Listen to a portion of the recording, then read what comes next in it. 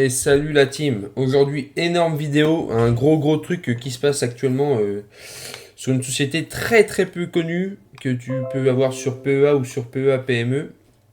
Cette société, c'est Eutelsat. Eutelsat, en fait, une action que j'avais achetée en même temps que Morel Brom lors de la chute, la grosse chute qu'il y avait eu. C'était à peu près dans ces zones-là, là, en 2000, non, en 2022. Ouais, à peu près en 2022 dans ces zones-là. Et depuis, ça fait que de chuter. Mais quand je vous dis chuter, j'étais à moins 70, moins 80% limite. Donc une énorme chute, une énorme chute. Et là, alors là, je vous mytho pas, hein. On peut aller voir, hein. Regardez le graphique. On met sur un day, depuis le 3 mars, on est passé de 1,18 € et là on va toucher les 8 €. Non mais je ne sais pas si vous vous rendez compte de la quantité astronomique de bénéfices que certains vont engendrer ou pas, hein. Moi, je suis vraiment super heureux parce qu'en fait, c'est une action pour laquelle je voulais me débarrasser et je pense que je vais la vendre avant la clôture du marché, avant l'annonce présidentielle que aura Macron ce soir à 20 h parce que j'ai vraiment pas confiance en mon gouvernement. Donc là, depuis tard, ça fait que de croître vers le haut, donc je laisse pumper, hein. Je vais voir, hein, pour l'instant, je commence à être tout juste en bénéfice, mais ça va me redonner un peu de liquidité. Donc on va déjà voir Eutelsat, qu'est-ce que c'est. On va pas regarder comme d'habitude les fondamentaux parce que franchement, avant de voir ce que c'est vraiment dégueulasse. On voit qu'ils ont mis des actions, qu'ils ont remis des actions. Quand on regarde le chiffre d'affaires, tout est dans le rouge. Hein, juste 2024 qui commence à être en bénéfice. Enfin, franchement, c'est free cash flow, c'est décevant. La dette, c'est super endetté. C'est vraiment une action que je ne recommande pas d'acheter quand on regarde les indicateurs clés, hein. En plus, que eux ils considèrent comme surévalué actuellement avec le PUM qu'il y a. Et bah, le PER, il y en a même pas, il est tellement négatif parce que le chiffre d'affaires en fait est dégueulasse. Enfin voilà.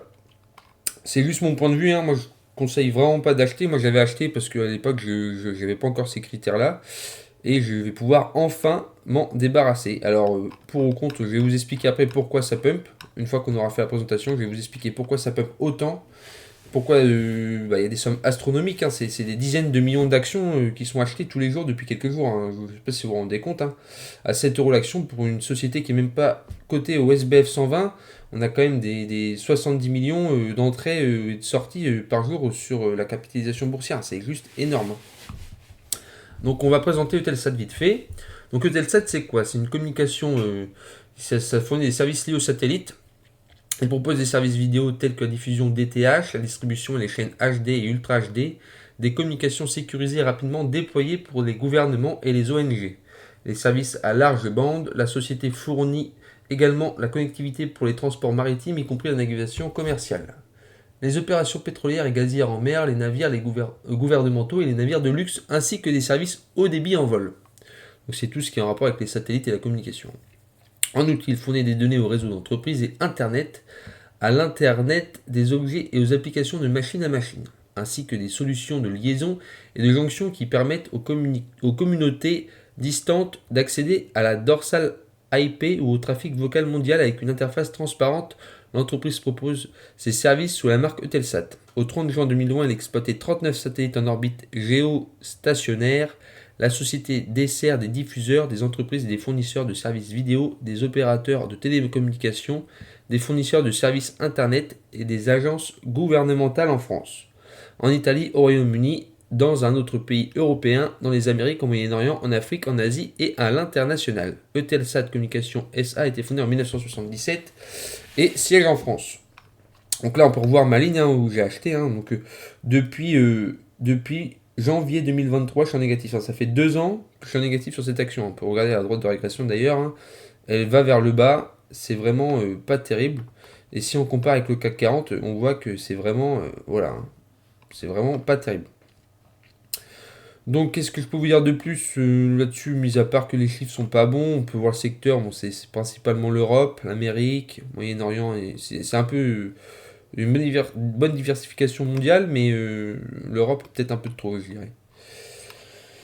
Et les chiffres sont pas bons, hein. Après, donc là, on va directement passer, hein. On va pas regarder plus longtemps les chiffres en sachant pardon, qu'ils fournissaient un dividende et qu'il était interrompu depuis 2023 tellement bah, ils étaient en manque d'argent, hein.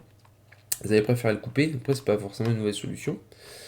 Juste lire le commentaire de la personne qui est certifiée à l'AMF. Dans un secteur très concurrentiel, l'opérateur français de satellite connaît de sérieuses difficultés malgré l'entrée au capital à hauteur de 10% du transporteur maritime français CMA-CGM. L'activité montre toujours autant de faiblesses. Eutelsat a d'ailleurs perdu son statut de valeur de rendement suite à la coupure totale de son dividende. La fusion OneWeb devait apporter de nouvelles synergies et débouchés. Le marché est très perplexe. Donc voilà. Alors, pour faire un bref résumé, parce que c'est quand même assez compliqué, j'ai demandé à ChatGPT. Donc, juste avant qu'on lise ce bref résumé, en fait, ce qui se passe, c'est que vous savez sans doute qu'actuellement, la guerre en Ukraine va peut-être cesser, vu qu'il y a des pourparlers entre Trump, Zelensky, Macron, enfin tous les présidents plus ou moins de l'Europe, les USA, la Russie et l'Ukraine pour faire des négociations pour trouver un terrain d'entente pour la fin du conflit. Et en fait, il y a la société d'Elon Musk, Starlink, qui est le principal fournisseur comment dire, dans les satellites, risque de se retirer sur le marché ukrainien. Et du coup, on parle potentiellement que Telsat reprendrait le marché ukrainien satellitaire, en fait. Je vous la fais en gros, hein. Et c'est pour ça qu'en fait, ça pump de ouf, parce que bah, c'est une news quand même assez impressionnante qui débouche sur un contrat quand même d'envergure. Donc on va lire ça très rapidement. Donc le retrait potentiel de Starlink d'Ukraine suscite des préoccupations majeures concernant la continuité des communications, en particulier pour les opérations militaires ukrainiennes. Cette situation a conduit à envisager des alternatives, notamment l'opérateur européen Eutelsat qui pourrait reprendre le flambeau. Donc c'est écrit qui pourrait, hein. C'est quand même pas sûr à 100%. C'est pour ça qu'en fait, je préfère m'en débarrasser là avant la fermeture du marché parce qu'en fait, si il récupère pas le contrat, je vous dis pas le moins, peut-être moins 50% dans la journée, hein. Donc c'est qui tout double, hein. Si vous voulez prendre une petite position, franchement, c'est à vos risques et périls, mais c'est vraiment de la spéculation. On va revenir à nos moutons. Contexte du retrait de Starlink. Depuis le début du conflit en Ukraine, Starlink, la constellation de satellites d'Elon Musk, a joué un rôle crucial en fournissant une connectivité Internet aux zones touchées par les hostilités. Cependant, des tensions récentes entre les États-Unis et l'Ukraine ont mis en lumière la dépendance de Kiev à l'égard de cette infrastructure. Des sources indiquent que les États-Unis ont envisagé de restreindre l'accès de l'Ukraine à Starlink comme levier dans les négociations sur l'accès aux ressources minérales ukrainiennes. Donc ça c'est pareil, hein, c'est pas sûr à 100%, hein, c'est juste un moyen de pression pour l'instant. Bien que cette mesure n'ait pas été officiellement mise en œuvre, elle a déclenché des discussions sur la recherche d'alternatives à Starlink. Conséquences potentielles du retrait de Starlink. Un retrait de Starlink pourrait gravement affecter les capacités de communication de l'Ukraine, notamment sur le champ de bataille où les réseaux traditionnels sont souvent compromis. La perte de cette connectivité pourrait entraver les opérations militaires et les coordinations de forces ukrainiennes, rendant la recherche d'une solution de remplacement essentielle. Eutelsat a été proposé comme alternative potentielle. Face à cette situation, Eutelsat, opérateur satellitaire européen, a émergé comme un candidat potentiel pour remplacer Starlink en Ukraine en 2023. Eutelsat a fusionné avec la société britannique OneWeb, élargissant ainsi la flotte à plus de 600 satellites en orbite de basse. Alors 600, c'est rien du tout, hein. Je sais plus le nombre de satellites de Starlink, mais c'est peut-être un x5 ou x6 par rapport à ça, hein. C'est franchement, pour remplacer, ils ont 6 fois moins de satellites. Alors je sais pas comment ils vont faire. Bien que cette constellation soit moins dense que celle de Starlink, Eutelsat affirme pouvoir offrir un nouveau service équivalent. Donc, moi, là-dessus, déjà, je suis très perplexe. Notamment grâce à une couverture sécurisée, même dans les zones dépourvues d'infrastructures terrestres. Discussion en cours et délai de décisionnel. Eutelsat a confirmé être en discussion avec les gouvernements européens pour renforcer la connectivité satellitaire en Ukraine. Cependant, aucune date précise n'a été communiquée quant à la conclusion de ces négociations ou à une éventuelle transition des services de Starlink vers Eutelsat. La complexité de ces discussions implique que plusieurs facteurs tels que les besoins techniques, les coûts et les implications géopolitiques doivent être pris en compte avant de parvenir à un accord définitif. Donc conséquences pour Eutelsat. L'éventuelle reprise des services en Ukraine représenterait une opportunité significative pour Eutelsat. Ces perspectives a déjà eu un impact positif sur la valeur de l'entreprise avec une augmentation notable de son cours boursier ces derniers jours. Ça, c'est ce qu'on va regarder juste après. Cependant, Eutelsat devra relever plusieurs défis pour répondre aux exigences ukrainiennes, notamment en matière de capacité et de coût. Contrairement à Starlink qui offre des services à des vitesses très élevées et à des coûts relativement bas, Eutelsat devra adapter son infrastructure pour fournir une connectivité en temps réel adaptée aux besoins militaires. En conclusion, bien que des discussions soient en cours pour qu'Eutelsat remplace potentiellement Starlink en Ukraine, plusieurs incertitudes subsistent quant aux modalités et au calendrier de cette transition. Les implications pour Eutelsat sont significatives tant sur le plan financier que technologique et dépendront de sa capacité à répondre aux besoins spécifiques de l'Ukraine en matière de communication. Donc déjà moi, j'ai pris ça sur un coup de tête, cette entreprise, mais quand je vois des fondamentaux, je vois pas comment ils peuvent rivaliser avec Starlink déjà.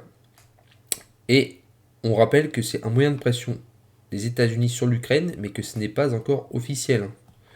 Donc c'est beaucoup de blabla, je trouve, qui font que le marché le price de fou. Regardez, là, à l'heure où je vous parle, là, aujourd'hui, juste un plus 115%. On achète à l'ouverture à 9h, hop, on fait un x2. Et regardez, 68, 77, 112%, sur 5 jours, on est déjà à un plus 485,97%. On la mettre sur un mois, ça pumpait en fait depuis le 3 mars. Donc on fait quand même pratiquement un x5. Celui qui a acheté là, après bon, forcément il n'y avait pas la news, donc c'est très peu de personnes qui vont acheter là, mais même si on l'achète, allez, à 3,50, on fait largement un x2. C'est quand même un truc de dingue. À la clôture là, il clôture à 2, on fait bientôt on fait un x4. Un x4. Mais c'est un truc de. Enfin, moi perso, je trouve ça un truc de fou. Moi, j'ai un PRU de 7,13. Honnêtement, je pense la vendre d'ici une demi-heure. Alors, je sais pas si je vais un ordre limité parce que il y aura le nettoyage à partir de 17h30 jusqu'à 17h45 des ordres. Je vais voir en fonction du cours. Là, je me laisse une demi-heure, enfin 20 minutes pour réfléchir, le temps de faire cette vidéo. Et je pense soit vendre en ordre limité, soit vendre au prix du marché, pour même si ce ne sera pas le cours, le prix exact là, pour être sûr d'encaisser un minimum de plus-value, ou au moins récupérer ma position. Parce que j'avais mis 1000 euros dessus, bon après c'est pas un montant conséquent, mais pour mon portefeuille ça reste quand même assez conséquent. Et je préfère acter que de jouer sur des soi-disant potentiels marchés. C'est pas un truc en plus que satellite et tout, c'est pas un marché pour moi qui m'intéresse plus que ça, surtout quand on voit qu'Elon Musk avec Starlink, en fait, il explose tout le monde. S'il veut récupérer le marché, je pense que c'est pas trop compliqué pour lui. Enfin voilà, c'était juste pour vous partager cette valeur qui est très peu connue parce qu'elle ne code plus au SBF 120 et qu'elle ne code pas au CAC 40 non plus. Donc forcément, service horaire étendu 22h. Vous voyez, je viens de voir aussi ça. Je vais voir un peu comment ça se goupille. Je vais analyser ça plus en détail après. Mais je voulais quand même vous partager ça. C'est quand même important pour moi. Regardez, on voit, ça appartient au CAC Middle et Small Cap. Donc c'est une Small Cap. Donc voilà, affaire à suivre. Ça peut être intéressant peut-être d'en acheter. C'est à vous de voir. Parce que si au final la news fait qu'ils ont vraiment le contrat, je pense que ça peut refaire encore un x2, x3. Après, si c'est l'inverse, à mon avis, on tape à moins 50% le lendemain de l'annonce. Donc c'est un peu un kit tout double et j'ai pas envie de jouer au poker. En sachant qu'il y a d'autres actions plus intéressantes, selon moi, qui peuvent être renforcées actuellement. Je pense à, par exemple, Schneider qui a bien baissé, ou d'autres actions, voilà. En tout cas, je vous souhaite une très bonne journée. N'hésitez pas à commenter, liker et partager cette vidéo. Ça fait toujours plaisir. Et de vous abonner surtout, si vous voulez pas louper d'autres informations comme celle-ci. Donc voilà, je vous souhaite une très bonne journée. Et je vous souhaite à tous un très bon mercredi, fin de mercredi. Voilà. Allez, ciao, ciao.